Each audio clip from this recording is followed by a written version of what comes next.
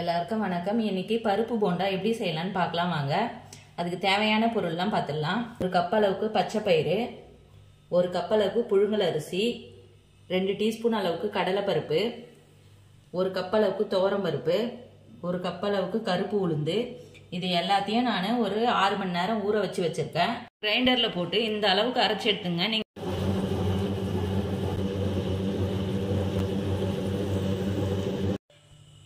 மாவு அரைச்சாச்சு. இப்போ இதில் சேர்க்க வேண்டிய பொருள்லாம் பார்த்துடலாம். ஒரு வெங்காயம் பொடியாக கட் பண்ணது, 3 காஞ்ச மிளகாய் பொடியாக கட் பண்ணி வச்சுருக்கேன், கொஞ்சம் கருவேப்பிலை பொடியாக கட் பண்ணது, 1/2 டீஸ்பூன் அளவுக்கு சோம்பு, தேவையான அளவுக்கு சால்ட்டு, கருவேப்பிலை,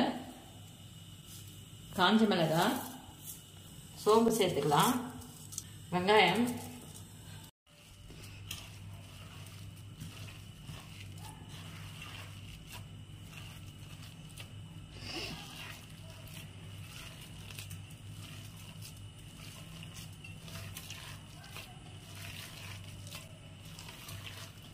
எண்ணெய் நல்லா சூடாயிடுது.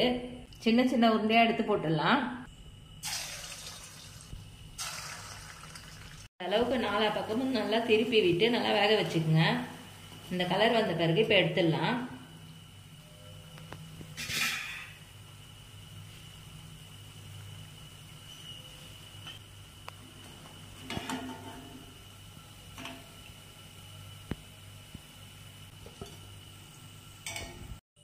சுவையான இந்த போண்டாவை நீங்களும் செஞ்சு பாருங்க. செஞ்சு பார்த்துட்டு எப்படி இருந்ததுன்னு சொல்லுங்க. இந்த சேனலுக்கு லைக் பண்ணுங்க, ஷேர் பண்ணுங்க, கமெண்ட் பண்ணுங்க, சப்ஸ்கிரைப் பண்ணுங்க.